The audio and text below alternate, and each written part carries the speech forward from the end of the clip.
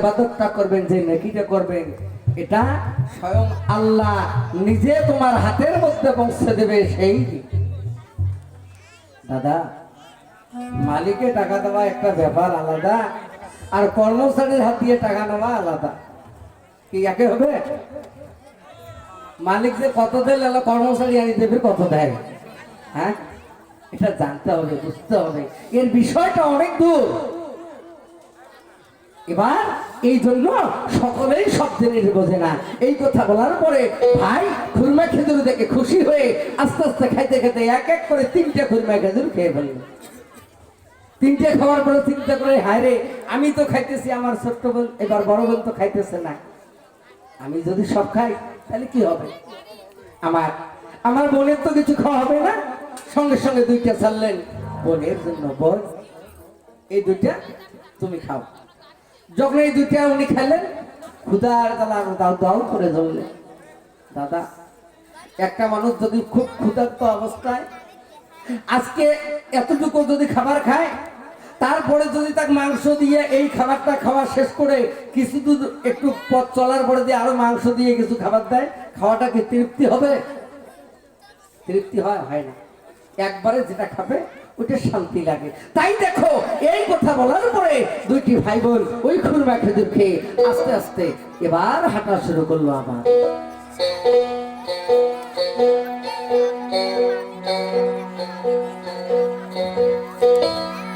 ও দাদা পাল তুলে দে, ও মাঝি হেলা করিস না,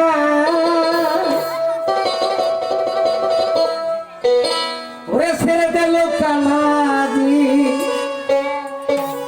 আমরা যাব মদিনা।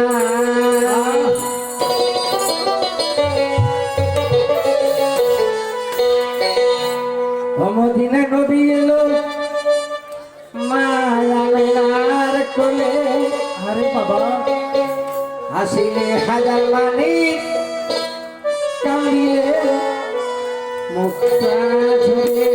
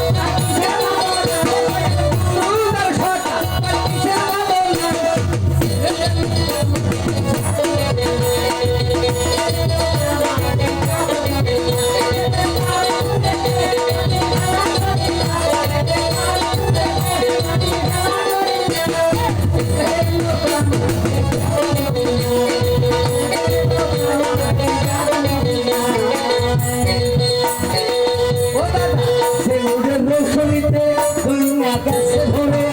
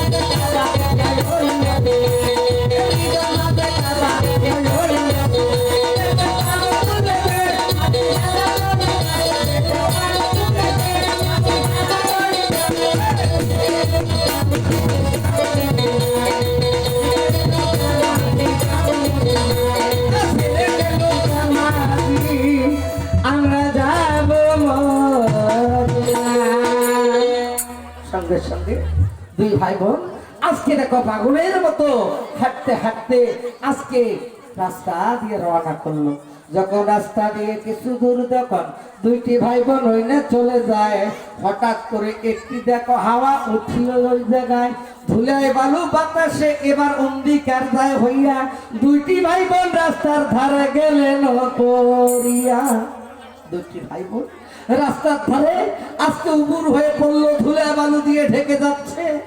ছোট্ট ভাই আজকে বোনের কাছে বলছে, ওরে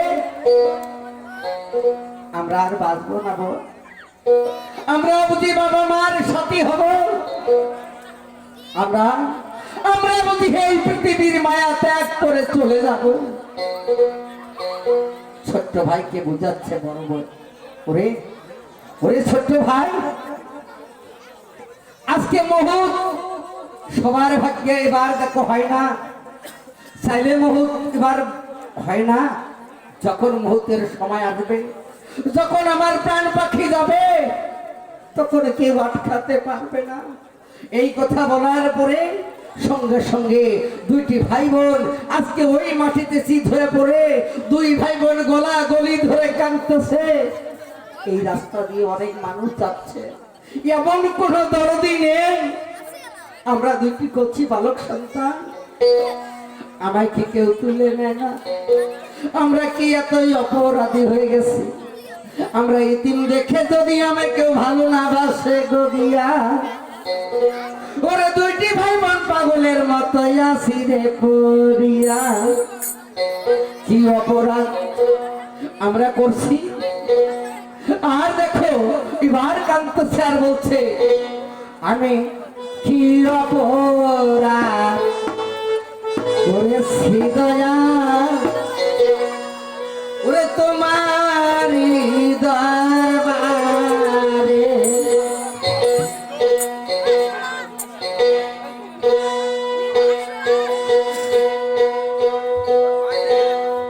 ওরে কি অপরাধ করেছি তোমার দরবারে,